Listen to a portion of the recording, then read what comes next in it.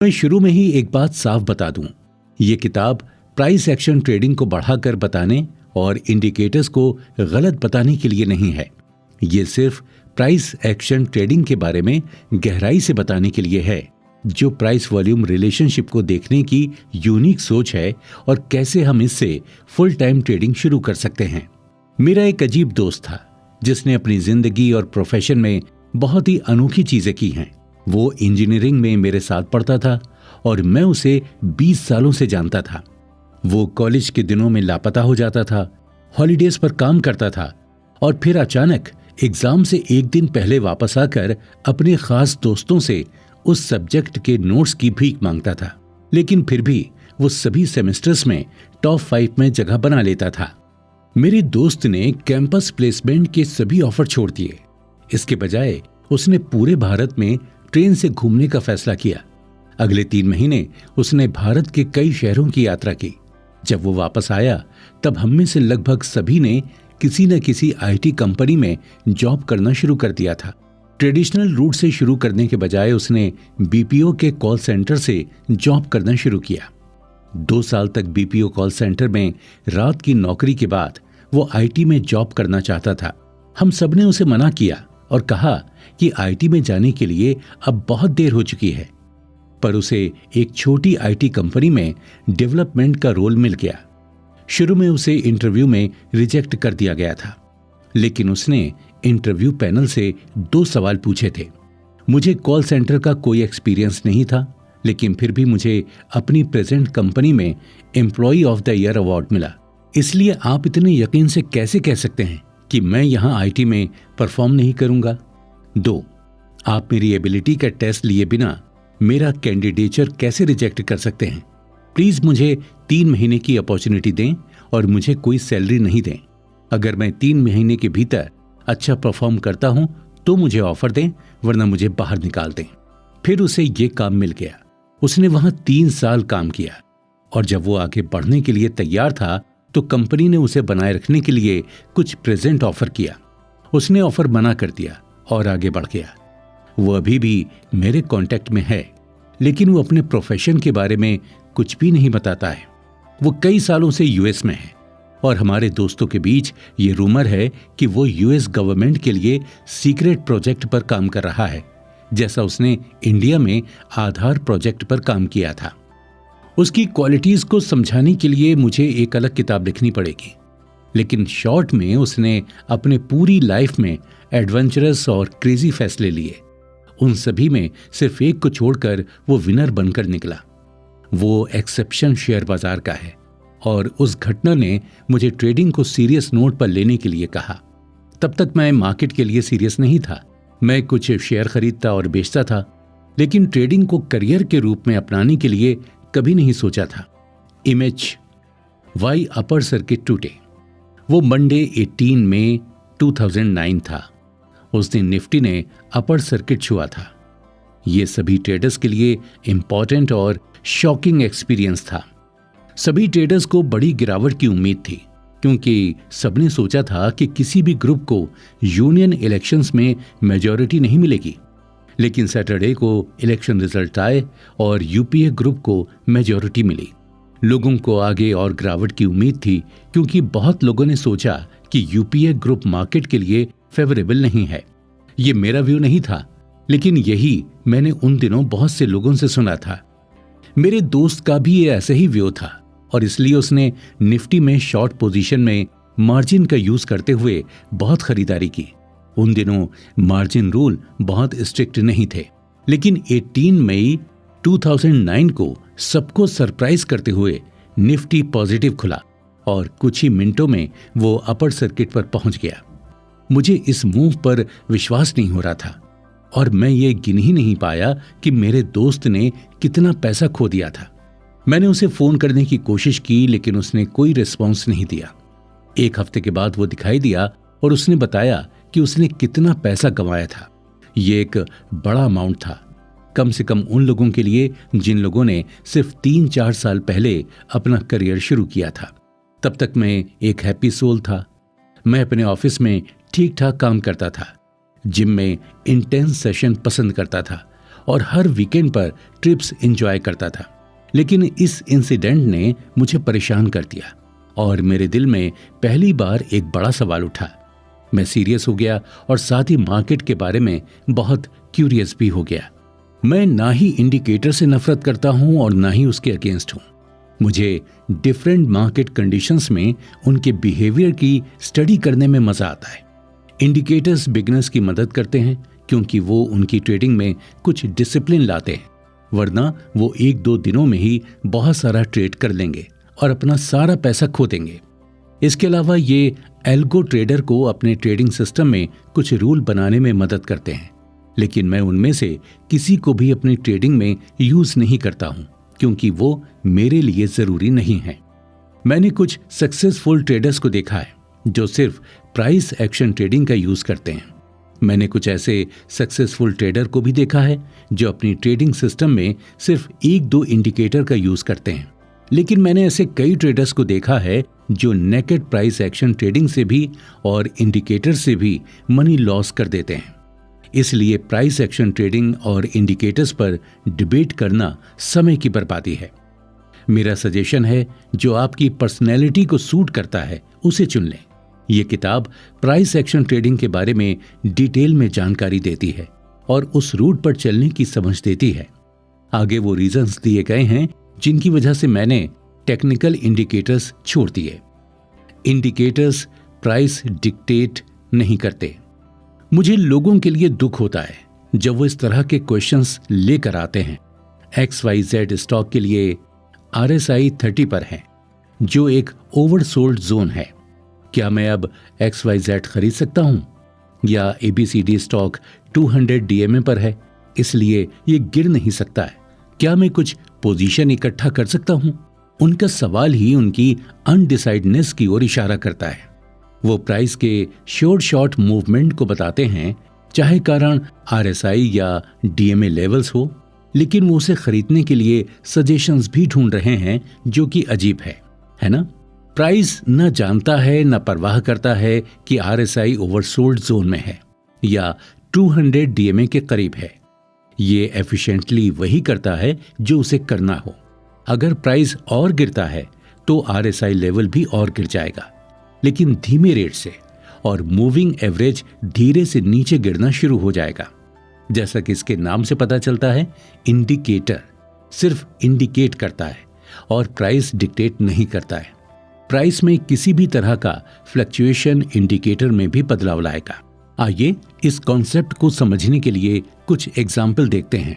Image 1.1 failure of RSI overbought in Bajaj finance. अगर आप image 1.1 देखें तो जब RSI 30 लेवल जो ओवरसोल्ड जोन है पर पहुंचे तो सीधा खरीद लेना बहुत खराब आइडिया है।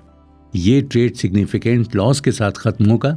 जैसा कि मैंने पहले कहा है कि प्राइस RSI मूवमेंट के बारे में कुछ नहीं जानता है और न ही केयर करता है। Image 1.2 failure of 200 DMA support concept in USD CAD। अगर आप इमेज 1.2 देखें तो जब प्राइस 200 DMA पहुंचे तो स्ट्रेट वे बाइंग बहुत खराब आइडिया है और फिर से ये ट्रेड सिग्निफिकेंट लॉस में खत्म होगा। मैं कई इंडिकेटर्स के साथ ऐसे एग्जाम्पल दे सकता हूं, लेकिन मैंने इस किताब को बोरिंग नहीं बनाना चाहता। मैं एसेंशियल कॉन्सेप्ट्स बताने के लिए इसे सिंपल लेकिन इफेक्टिव रखना चाहता हूं। की बात यह है कि इंडिकेटर प्राइस डिक्टेट नहीं करते हैं और कभी भी इसलिए ट्रेड ना करें क्योंकि इंडिकेटर कुछ लेवल दिखाते हैं। ये साइकोलॉजी प्राइस में कुछ लेवल में दिखती है। उन्हें pivotal points, support and resistance zones, supply and demand zones वगैरह नामों से जाना जा सकता है। लाखों लोग स्टॉक या इंडेक्स में ट्रेड करते हैं और उनके कंबाइंड एक्शन से प्राइस का मूवमेंट अप और डाउन होता है। इसलिए किसी भी स्टॉक या इंडेक्स में कुछ पिवटल पॉइंट्स होते हैं और उनके आसपास ट्रेड करने की प्लानिंग से अच्छा रिस्क रिवॉर्ड ट्रेड होता है। इमेज 1.3 की लेवल कॉन्सेप्ट इन BEL। अगर आप 1.3 इमेज को देखें तो प्राइस लेवल ने क्रिटिकल लेवल की तरह एक्ट किया है। जब भी सेलर्स इस लेवल को तोड़ने के लिए प्राइस को पुश करते हैं और एक स्ट्रॉन्ग बायर ने एक्यूमुलेट करके फॉल को रोक देता है। इसलिए एक हायर प्रोबेबिलिटी रहती है कि ये लेवल फ्यूचर में क्रूशियल रोल निभाएगा, जब तक 75 पर बिग बायर अपना व्यू नहीं बदलता।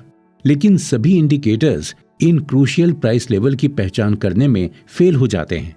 इससे कोई फर्क नहीं पड़ता कि आप अपने इंडिकेटर में RSI, बोलिंगर बैंड्स, स्टोकेस्टिक्स या कोई और क्रेजी कॉम्बिनेशंस का यूज करते हैं। वो इन क्रूशियल लेवल्स की पहचान करने में फेल हो जाते हैं और इससे हम बहुत सी गुड ट्रेड अपॉर्चुनिटीज खो बैठते हैं। क्या आप एग्री करते हैं? इंडिकेटर नेचर में पीछे रहते हैं। आप कोई भी इंडिकेटर चुन सकते हैं, लेकिन उनमें से कोई भी प्राइस के साथ ट्रेडिंग सिग्नल जनरेट नहीं करता है। वह हमेशा प्राइस के कंपैरिजन में कुछ देरी होगी। ये कॉमन सेंस है, क्योंकि ज्यादातर इंडिकेटर प्राइस से ही मिलते हैं। इसे समझाने के लिए मैं एक सिंपल एग्जांपल दूंगा। आप में से ज्यादातर जानते हैं कि ट्रेडर्स कम्युनिटी में EMA क्रॉसओवर एक प्राइमरी और पॉपुलर ट्रेडिंग सिस्टम है। एक सिंपल सिस्टम 10 EMA और 50 EMA का कॉम्बिनेशन है। जब डाउन साइड से 10 EMA 50 EMA को पार करता है तब बाई सिग्नल जनरेट होता है, और जब वही 10 EMA 50 EMA को अपसाइड से पार करता है तब सेल सिग्नल जनरेट होता है। Image 1.4 entry based on MA crossover. यदि आप इमेज 1.4 को देखते हैं तो 20 मई को 10 EMA डाउनसाइड से 50 EMA पार कर गया। 22 मई को 121.53 पर एक एंट्री आती है क्रॉसओवर कैंडल से हाई पर, तो ये प्राइस एक्शन ट्रेडिंग के हिसाब से लेट एंट्री है। Image 1.5 entry based on price action. यदि आप इमेज 1.5 देखते हैं तो इसमें 19 मई को एक रेजिस्टेंस ट्रेंड लाइन का डिसिसिव ब्रेकआउट था और एंट्री 20 मई को 120.7 के लेवल पर हो सकती थी। हम MA क्रॉसओवर ट्रेडिंग सिस्टम की तुलना में 2 दिन पहले ट्रेड में होते। इस स्टेज पर यह आर्ग्यू किया जा सकता है कि यदि हम MA क्रॉसओवर सिस्टम में MA ड्यूरेशन को कम करते हैं, एग्जाम्पल के लिए 10 EMA से 5 EMA तक, तब ये अर्ली स्टेज में एंट्री जनरेट कर सकता है।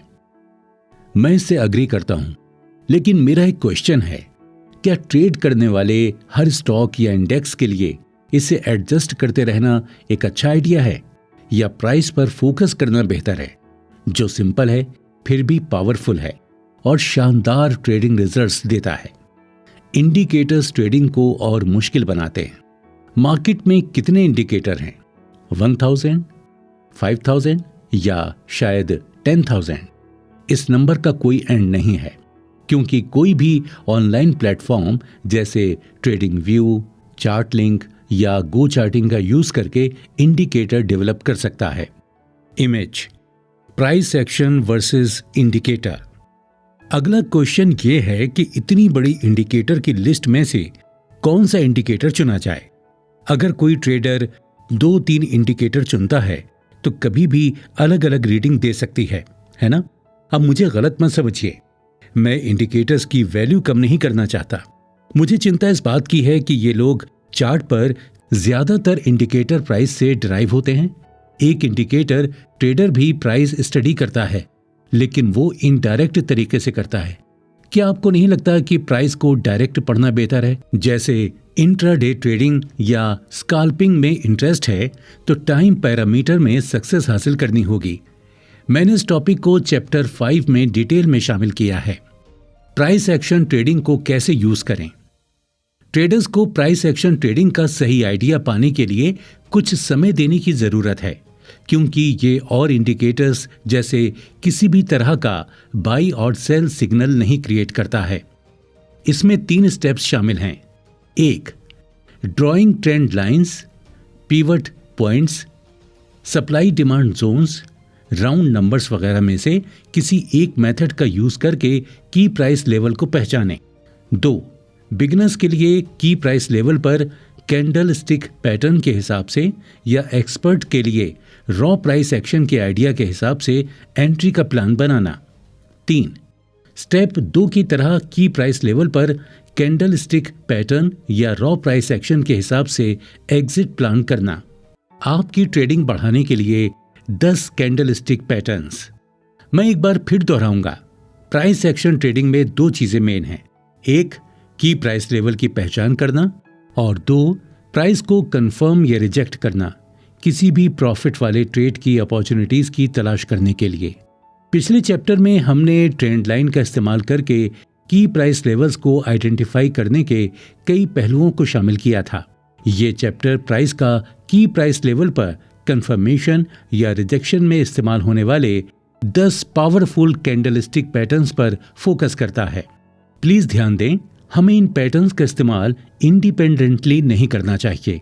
हमें इन पैटर्न्स को केवल की प्राइस लेवल्स पर ही चेक करना होगा।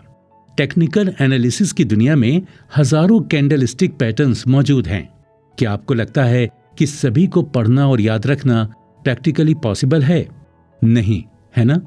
फिर उन्हें शॉर्टलिस्ट करने का इससे बेहतर तरीका क्या हो सकता है?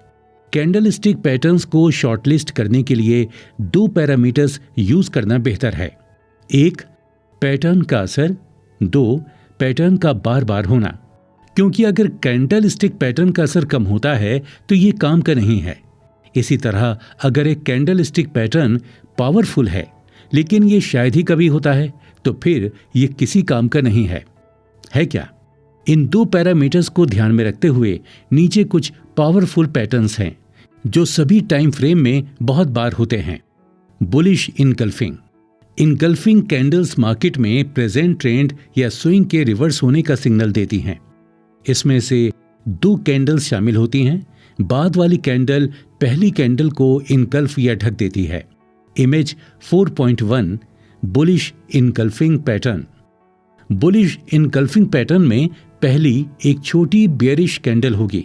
दूसरी कैंडल पहली बेयरिश कैंडल के नीचे खुलती है। बेयरिश कैंडल से लोअर ट्रेड करती है, लेकिन पावरफुल बुल की एंट्री के कारण यह बेयरिश कैंडल के ऊपर बंद होगा, इसलिए यह पहली बेयरिश कैंडल को इनगल्फ कर लेता है। यह नेचर में बुलिश है। Image 4.2 bullish engulfing pattern in CEAT limited. Image 4.3 bullish engulfing pattern in Jacobs engineering. Image 4.2 और 4.3 बुलिश इनगल्फिंग के एग्जाम्पल हैं। प्राइस डाउन ट्रेंड या स्विंग में है और सपोर्ट ट्रेंड लाइन पर बुलिश इनगल्फिंग पैटर्न दिखाई दे रहा है। प्राइस ऊपर की तरफ संभलने के बाद बुलिश इनगल्फिंग पैटर्न दिखा रहा है। Bearish engulfing. Engulfing candles market में प्रेजेंट ट्रेंड या स्विंग के रिवर्स होने का सिग्नल देती हैं। इसमें 2 कैंडल्स शामिल होती हैं। बाद वाली कैंडल पहली कैंडल की पूरी बॉडी को इनगल्फ कर लेती है। Image 4.4 bearish engulfing pattern. Bearish engulfing pattern में पहली कैंडल एक छोटी बुलिश कैंडल होगी। दूसरी कैंडल पहली बुलिश कैंडल के ऊपर खुलती है। बुलिश कैंडल से ज्यादा ट्रेड करती है, फिर भी पावरफुल सेलर्स की एंट्री की वजह से बुलिश कैंडल के नीचे बंद होगा, इसलिए ये पहली बुलिश कैंडल को इनगल्फ कर लेती है। ये नेचर में बेयरिश है। Image 4.5 bearish engulfing pattern in SPIN। Image 4.6 bearish engulfing pattern in bank Nifty. Image 4.5 और 4.6 बेयरिश इनगल्फिंग के एग्जाम्पल हैं। प्राइस एक अप ट्रेंड या स्विंग में था और रेजिस्टेंस ट्रेंड लाइन पर बेयरिश इनगल्फिंग पैटर्न दिखाई दिया। बेयरिश इनगल्फिंग पैटर्न बनने के बाद प्राइस गिर गया। Hammer pattern. जब स्टॉक अपने ओपन प्राइस से काफी कम ट्रेड करता है तब ये बुल्स की अचानक एंट्री से वापस उछल जाता है। ये ओपन प्राइस से थोड़ा नीचे या ऊपर बंद होता है, जिसका रिजल्ट हैमर पैटर्न है। अगर ये क्रिटिकल सपोर्ट लेवल पर होता है तो प्राइस चार्ट में रिवर्सल की हाई प्रोबेबिलिटी होती है। Image 4.7 hammer pattern in Bajaj finance. Image 4.8 hammer pattern in Nifty. Image 4.7 और 4.8 हैमर पैटर्न के एग्जाम्पल हैं। हैमर या हथौड़ा जैसा दिखने की वजह से इसको ये नाम दिया गया है। इस पैटर्न में इसकी लोअर शेडो असली बॉडी से कम दुगनी दिखती है। Hanging man pattern. ये हैमर पैटर्न की तरह दिखता है, हालांकि ये अप ट्रेंड के आखिर में होता है और ऊपर से एक लटके हुए आदमी जैसा दिखता है। इसी से इसको नाम मिला है। ये अप ट्रेंड से प्राइस का पोटेंशियल रिवर्सल बताता है। अगर ये क्रिटिकल रेजिस्टेंस लेवल पर होता है तो प्राइस में रिवर्सल का बहुत ज्यादा चांसेस है। Image 4.9 hanging man pattern in Kellogg. Image 4.10 hanging man pattern in Tata power PG47। Image 4.9 और 4.10 हैंगिंग मैन पैटर्न दिखाते हैं। इमेज 4.9 में प्राइस अप ट्रेंड में था और प्राइस ठीक रेजिस्टेंस लाइन पर हैंगिंग मैन दिखा रहा था। इमेज 4.10 में ट्रेंड नीचे था, लेकिन हैंगिंग मैन अप स्विंग में गिरावट की तरफ दिखाई दिया। यह दिखाता है कि बायस ने प्राइस को ऊपर पुश करने की ताकत खो दी है, इसलिए प्राइस का उस लेवल से रिवर्स जाने का बहुत ज्यादा चांस है। हैरमी पैटर्न। इनकल्फिंग की तरह हमारे पास दो हैरमी पैटर्न हैं, हैरमी और दो बेयरिश हैरमी।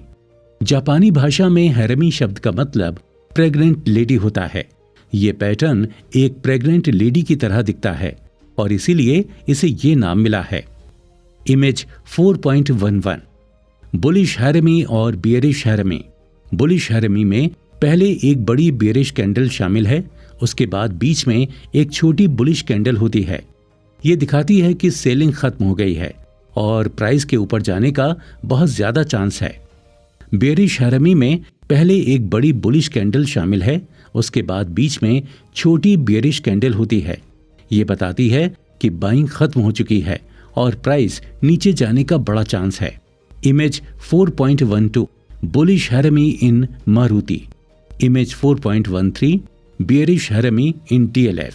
The images 4.12 and 4.13 क्रम से बुलिश हैरमी और bearish हैरमी पैटर्न के एग्जाम्पल दिखाते हैं। Morning star pattern. Morning star pattern में 3 कैंडल स्टिक्स शामिल हैं जो डाउन ट्रेंड में होता है और अक्सर अप ट्रेंड की शुरुआत बताता है। Image 4.14 morning star pattern. Image 4.15 morning star pattern in Tata steel. इसमें डाउन ट्रेंड में 1, 2, 3 बनता है जो ट्रेंड में बदलाव इंडिकेट करता है। पहली कैंडल बियरिश है और दूसरी कैंडल इनडिसीजन दिखाती है और तीसरी कैंडल प्राइस की बुलिश चाल बताती है। Evening star pattern. ये मॉर्निंग स्टार की तरह है लेकिन अपोजिट दिशा में है। फिर से इस पैटर्न में 3 कैंडल स्टिक्स होती हैं जो एक अप ट्रेंड में होती है और डाउन ट्रेंड की शुरुआत बताती हैं।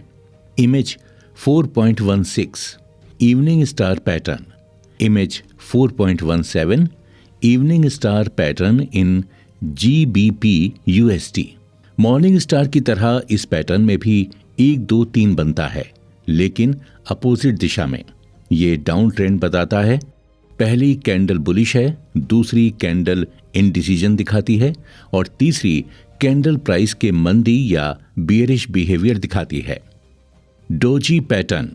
डोजी पैटर्न में सिलेक्टेड समय के लिए ओपन और क्लोज कीमतें लगभग बराबर होंगी। ये एक न्यूट्रल पैटर्न है जो इनडिसीजन दिखाता है। पिन बार में एक कैंडलस्टिक बार होता है। ये एक प्राइस का मजबूत रिवर्सल और रिजेक्शन दिखाता है। आमतौर पर पिन बार में एक छोटा शरीर और एक लंबी पूंछ होती है। Image 4.19 pin bar patterns. फिर से इस पैटर्न के 2 टाइप हैं, एक bullish pin bars and 2 bearish pin bars. Bullish pin bars hammer pattern की तरह होते हैं। दोनों तरह के पिन बार में बॉडी के रंग से कोई खास फर्क नहीं पड़ता है। एक लंबी पूंछ क्रूशियल है क्योंकि ये की लेवल पर प्राइस का रिजेक्शन दिखाता है। Image 4.20 bearish pin bar pattern in PayPal holdings. ये इमेज बियरिश पिन बार का रेजिस्टेंस ट्रेंड लाइन पर एक एग्जाम्पल दिखाती है। ये प्राइस का रेजिस्टेंस ट्रेंड लाइन के ऊपर ट्रेड करने का क्लियर रिजेक्शन दिखाता है। इस पॉइंट के बाद प्राइस ने कोई रिकवरी नहीं दिखाई और एक बड़ी गिरावट दर्ज की। इन कैंडलस्टिक पैटर्न को कैसे यूज करें? एक ट्रेडिंग सिस्टम को फाइनल किया जाए और तब उसे इन कैंडलस्टिक पैटर्न्स में इस्तेमाल किया जाए, नहीं तो एक ट्रेडर ट्रेडिंग में कंट्रोल खो देता है और हर दिन कई लॉसिंग ट्रेड्स कर बैठता है। आप अपने टारगेट में अगली सपोर्ट लाइन का एम कर सकते हैं। ट्रेड तभी प्लान करें जब रिस्क रिवॉर्ड 1:2 से ज्यादा हो। शॉर्ट ट्रेड्स के लिए पहले का ट्रेंड नीचे की ओर होना चाहिए। अगर प्राइस उछाल और एक कैंडलस्टिक पैटर्न दिखाता है तो शॉर्ट ट्रेड प्लान किया जा सकता है। सबसे इंपॉर्टेंट पहलू है, क्योंकि आप कभी नहीं जानते कि ट्रेंड कहां रुकेगा। असल में ये ट्रेडिंग अप्रोच का कोर लॉजिक है। कभी कभी एक ट्रेड का प्रॉफिट ट्रेलिंग एसएल का यूज करके कई फेल्ड ट्रेड के लॉस को कम कर सकता है। शॉर्ट ट्रेड्स के रूल्स: 1. प्राइस में क्लियर गिरावट में होनी चाहिए। 2. हेल्दी उछाल। 3. प्राइस को रेजिस्टेंस लाइन पर बियरिश कैंडलस्टिक पैटर्न दिखाना चाहिए। 4. रिस्क रिवॉर्ड कम से कम 1:1.5 होना चाहिए। स्टॉप लॉस को रेजिस्टेंस के नीचे रखते हुए टूटता है। इस प्रोसेस में वो या तो अपने स्टॉप लॉस ट्रेल करते हैं या हायर लेवल्स पर प्रॉफिट बनाने के लिए एग्जिट करने का टारगेट रखते हैं। मैंने इस टॉपिक पर डिटेल में एक किताब लिखी है, how to make money with breakout trading. Breakout trading के बारे में ज्यादा जानने के लिए प्लीज इस ऑडियो बुक को सुनें।